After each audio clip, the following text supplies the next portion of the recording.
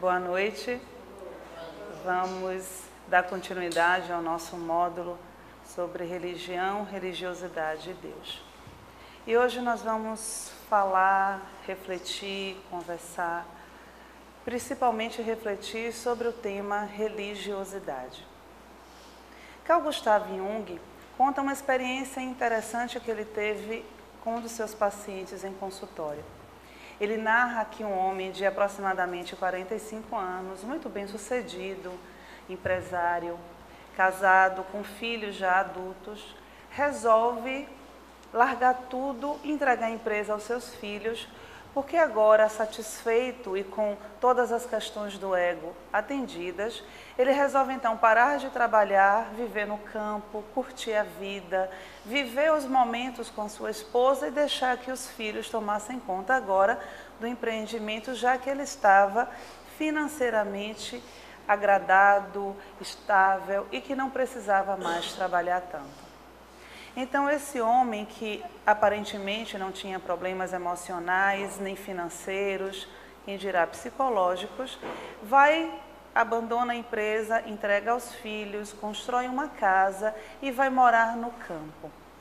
Um mês depois que ele realiza esse empreendimento, junto com a sua esposa, ainda jovem também, ele começa então a ter problemas digestivos e dores, e os médicos não conseguiam encontrar a causa daquela dor.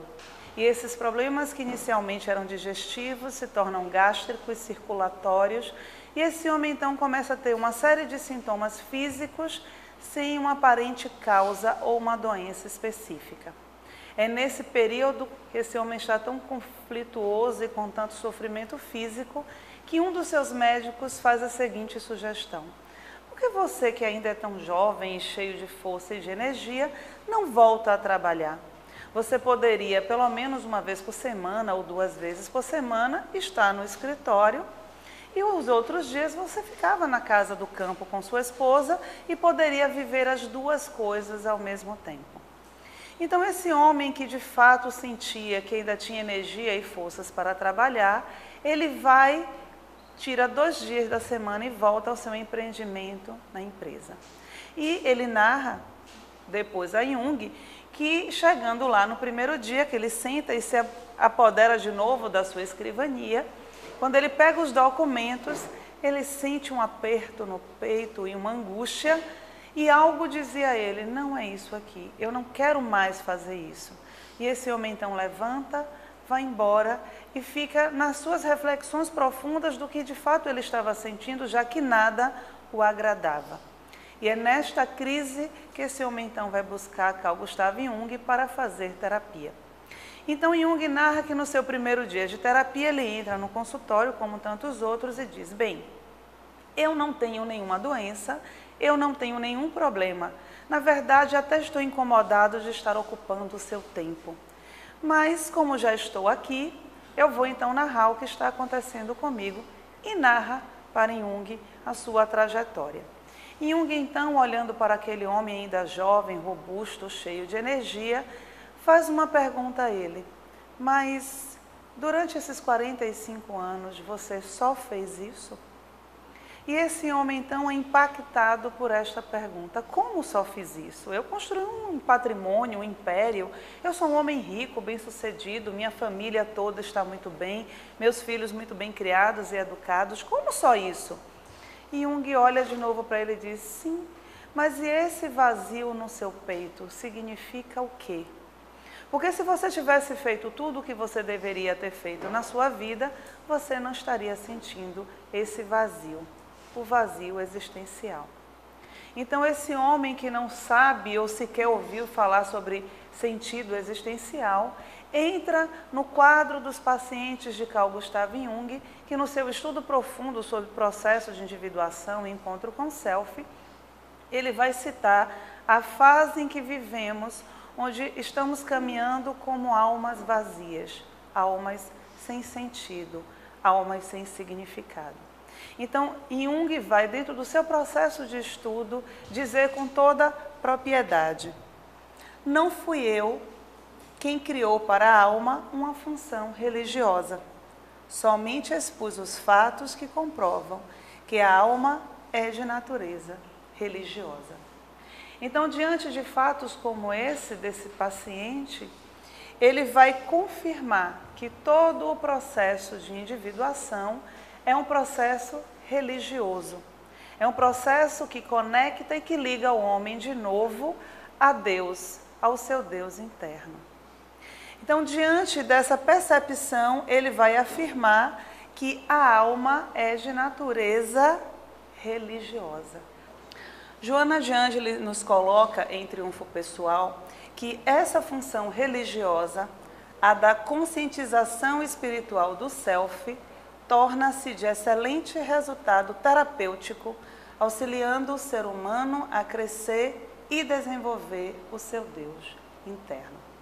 Com isso, nós começamos a perceber que religiosidade tem uma relação direta com o processo de crescimento e desenvolvimento do ser humano e, principalmente, do encontro com o seu Deus interno.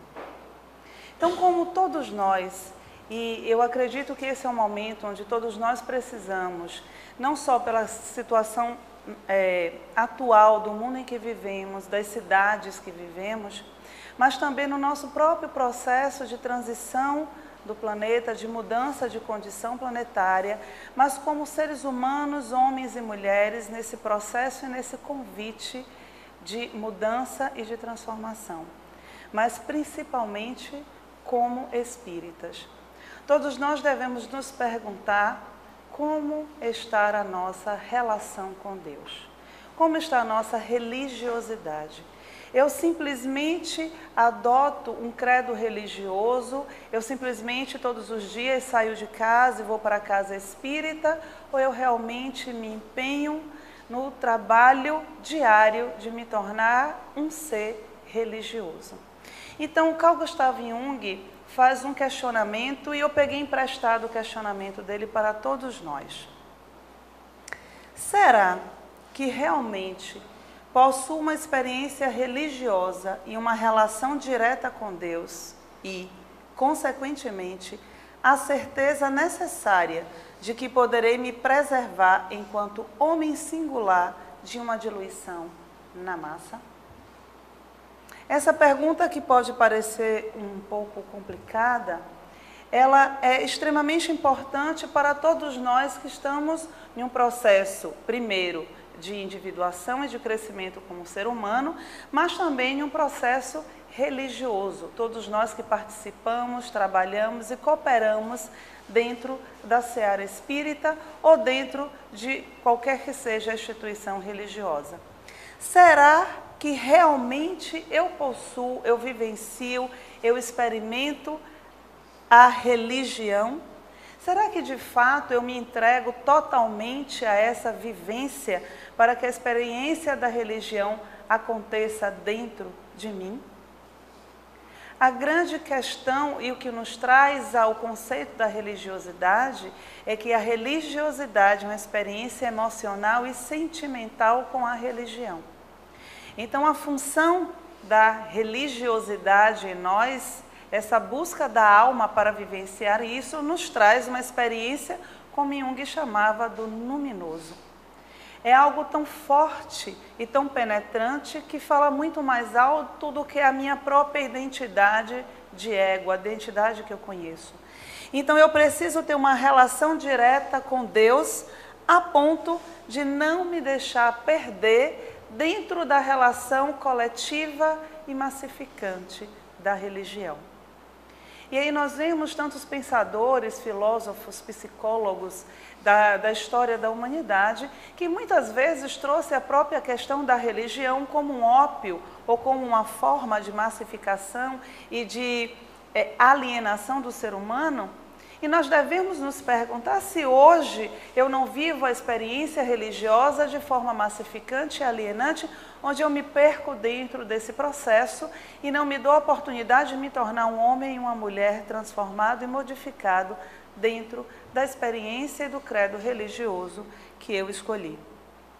Então, Joana de Ângeles, no Homem Integral, nos traz: quando se adota uma fórmula religiosa sem que se viva de forma equânime, dentro dos cânones desta religião, temos a experiência da religião sem religiosidade, da aparência social sem o correspondente emocional que trabalha em favor da autorrealização.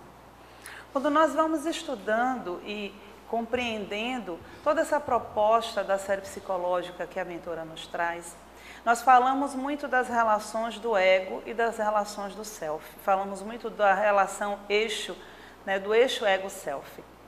Então, muitas vezes, há uma estranheza das pessoas quando nós falamos que a nossa relação com a religião pode ser uma relação egóica. Porque parece que não faz sentido você estar dentro de uma escolha religiosa e essa escolha fazer parte do ego. Mas quando nós vamos tentando entender e compreendendo a relação da religiosidade como ato do numen, como uma vivência profunda, uma vivência que tem a função principal de transformar o ser humano, nós começamos a perceber que eu posso sim viver uma relação religiosa como uma forma social, como muitas vezes nós percebemos um clube social onde as pessoas se encontram, conversam, fazem amizade, mas não se transformam dentro do processo que escolheram como religião. Então não é só e simplesmente você dizer que é espírita, mas é também deixar que a doutrina espírita entre em você a ponto de transformá-lo em uma pessoa melhor. A ponto de que possamos viver, como ela mesma propõe, de uma forma equânime dentro dos cânones da religião. E eu fiquei pensando muito quando estava preparando esse módulo, todos os nossos princípios, e temos muitos princípios dentro da nossa doutrina, temos muitas oportunidades de crescimento, é como se fosse praticamente um mapa que nos leva a um processo de crescimento profundo. E me veio muito à mente o princípio maior, e que todos nós sabemos quando perguntamos a quem começa a estudar a doutrina espírita: fora da caridade não há salvação. E essa proposta que a doutrina nos traz me trouxe exatamente o questionamento de volta. Será que nós vivemos de fato dentro desse princípio, assim como ela nos questiona? Será que o fora da caridade não há salvação de fato ecoa em mim de uma forma que possa transformar a minha vida e transformar-me em uma pessoa melhor todos os dias? E quando eu estava pensando nisso, eu me lembrei também de uma frase, de um pensamento de Carl Gustav Jung, justamente sobre a questão da caridade. E, resumidamente, ele começa o seu questionamento narrando o que nós conhecemos como caridade. Então ele diz assim: é muito bonito e muito meritório que chamemos os mendigos e os famintos e coloquemos na nossa mesa e possamos dar-lhes de comida e saciar a fome e a sede do seu corpo. Em nome do Cristo, tudo isso é muito válido e muito bonito. Mas o que faríamos nós se descobríssemos que o pior dos criminosos, o pior dos marginais, o pior dos miseráveis, o pior dos caluniadores mora e reside dentro de nós? Será que eu estou realmente preparado como cristão para dar a esse faminto e a esse monstruoso assassino que reside em mim todo o amor e bondade que eu disponho a dar ao outro, ao externo, àquele que está fora? Será que de fato eu prego a caridade comigo? Será que eu realmente tenho uma relação com a religião tão profunda que eu me disponho a me desnudar e mudar o homem e a mulher que sou em nome do Cristo? E é esse o pensamento que nós precisamos ter em torno da religião, em torno da experiência religiosa. Toda vez que nós nos propomos a entrar em uma religião e viver ali e comungar com o seu credo e ler o Evangelho, a Bíblia e tudo mais que as religiões formais nos oferecem, nós precisamos ter em mente que a primeira pessoa que lê aquele conteúdo somos nós. E que aquela proposta de mudança, de transformação, precisa ser primeiro comigo.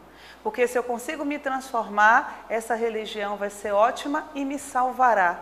Mas não no sentido de salvar o corpo, mas no sentido real de salvar a minha alma, como o próprio Jesus já propôs.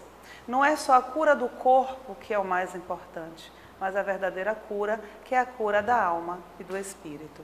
Então, pertencer a uma confissão ou não, nós começamos a perceber aqui que o que vai importar de fato é a relação íntima, emocional e sentimental do indivíduo com Deus. Então isso vale para os nossos questionamentos dentro da casa espírita, e eu vou trazer sempre o pensamento para nós, com certeza, como está a minha relação, além da minha relação cognitiva, além da minha relação intelectual, além da minha relação egóica dentro da casa espírita. Como está a minha relação quando eu saio daquele ambiente que tem um nome, tem uma formalidade de casa espírita ou casa de oração, como está a minha relação fora deste lugar com o outro, mas como está principalmente esta relação dentro de mim mesma. Como está o meu processo de crescimento, de mudança e de aprimoramento quando eu me conecto com o meu Deus interior. Eu de fato consigo reconhecer em mim todos os processos que precisam ainda serem mudados e transformados. Eu prefiro acreditar que todo o mal que existe está fora de mim ainda. Há poucos dias, Divaldo fazia uma palestra aqui na Mansão do Caminho e ele trouxe um pensamento muito interessante, porque ele fazia essa reflexão também. E o questionamento era, por que nós espíritas, que buscamos o auxílio fraterno na casa de oração, na casa espírita, que buscamos ainda os médiuns para colocar as nossas aflições e buscar o conselho dos bons espíritos, na maioria das vezes só pensamos que os obsessores e os maus espíritos e os espíritos que não estão ainda em uma boa sintonia estão me influenciando a ter uma vida ruim, a ter maus pensamentos. E Divaldo disse que ficava se perguntando por que nós só pensamos nesses ou nessa situação quando nós temos, e aí vale a nossa reflexão, nossas mães, para quem já tem as mães que desencarnaram, as nossas mãezinhas, os nossos pais, os nossos amigos, os nossos parentes e amigos espirituais, que também estão do outro lado da vida e que também nos acompanham e que ficam todo o tempo de forma amorosa e carinhosa ao nosso lado, buscando passar para nós as boas mensagens e os bons pensamentos. Por que ainda temos a preferência de pensamento para que o mal está vindo de fora e que o obsessor realmente me faz muito mal e que o obsessor de fato me perturba? Por que eu não penso que tem toda uma linha de trabalho e toda uma equipe espiritual do bem que também trabalha a meu favor? Então esse pensamento precisa vir para que eu de fato reconheça que o mal não vem de fora. Mas se esse mal me atinge de alguma forma, é porque o meu mal ainda é muito presente na minha vida. E que eu não estou cuidando desse mal. E que muitas vezes eu estou ocupando a cadeira da casa espírita e eu saio com o meu evangelho na mão e eu consigo identificar os obsessores de todo mundo, faço até contas de quantos obsessores cada pessoa tem, mas não me dou conta que, de fato, eu preciso entrar em contato com o mal que existe em mim. E é nesse sentido que Joana de Ângeles chama a nossa atenção para a nossa vivência verdadeira e profunda com a religião. Que Carl Gustav Jung vai dizer que viver a confissão de fé pode ser simplesmente uma relação social com a religião escolhida, mas que isso seja completamente indiferente ao meu processo de transformação como ser humano, como ser espiritual. Então, o conceito de Deus se perde na complexidade das fórmulas vazias do culto externo.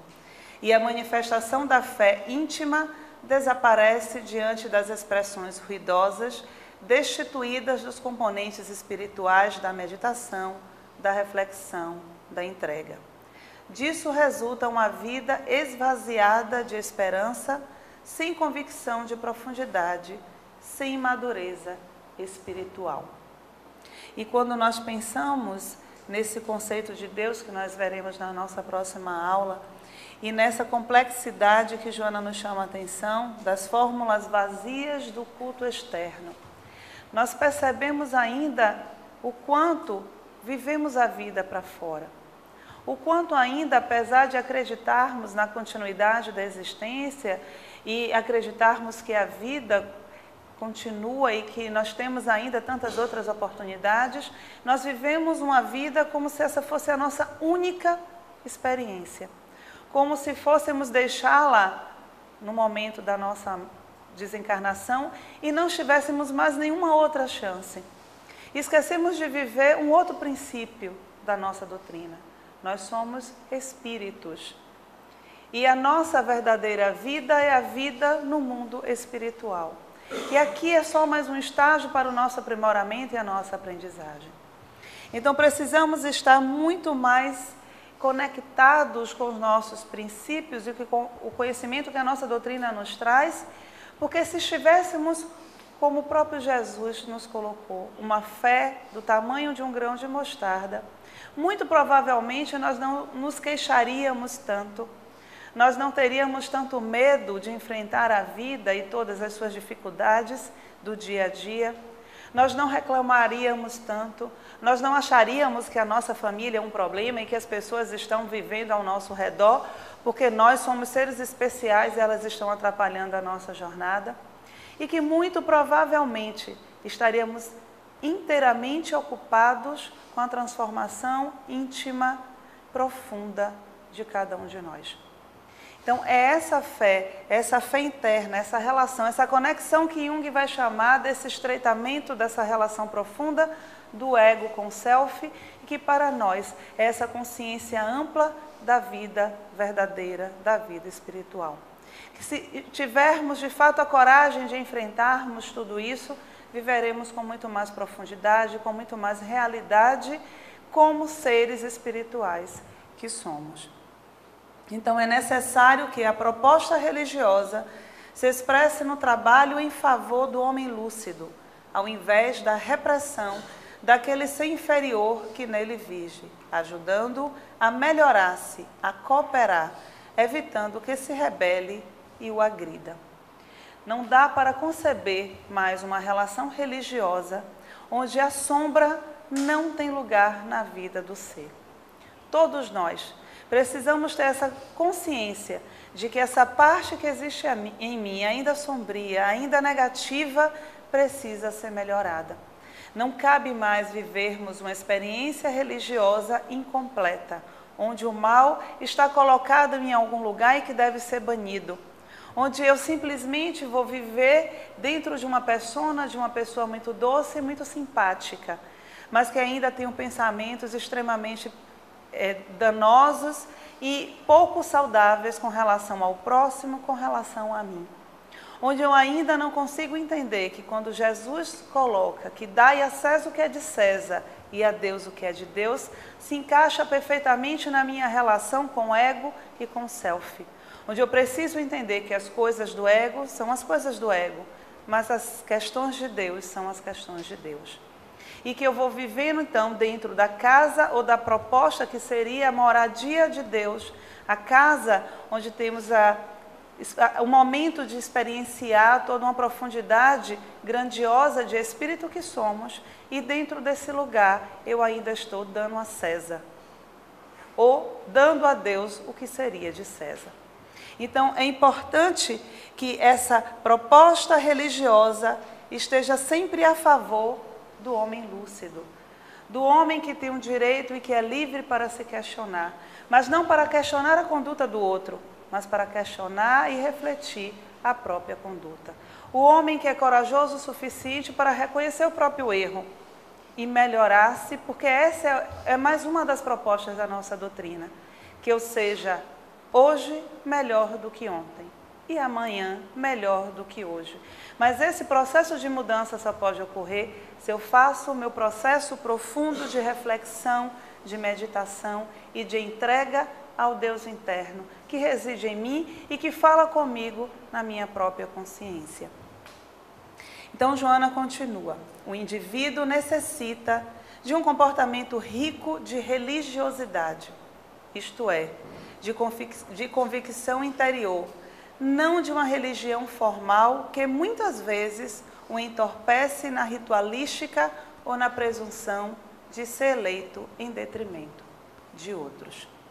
O indivíduo necessita de um comportamento rico de religiosidade, de emoção, de sentimento que o ligue a Deus, e não de uma relação, de uma religião formal que muitas vezes vive dentro de um processo ritualístico externo, sem nenhuma proposta transformadora, intensa naquele ser.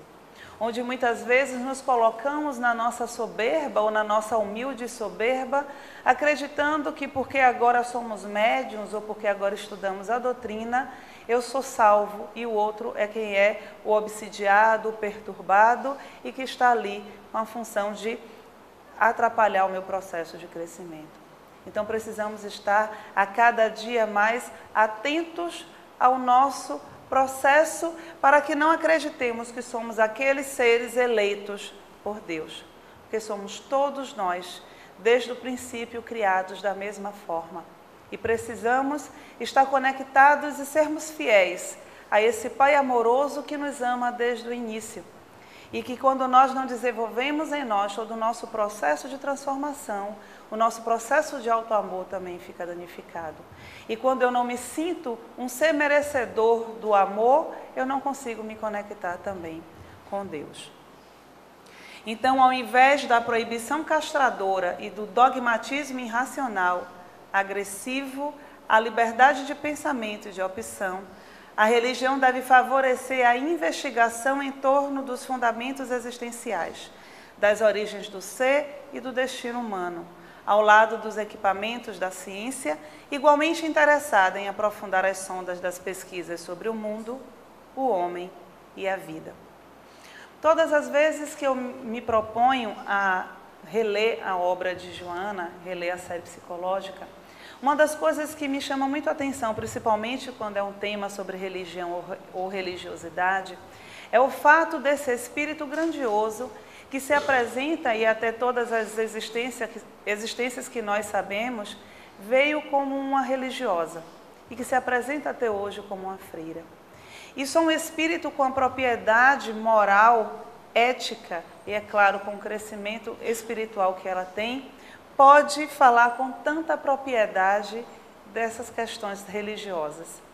E todas as vezes que eu leio, eu sempre trago para mim, né? Porque precisamos entender a religião como esse processo que evolui junto com o ser.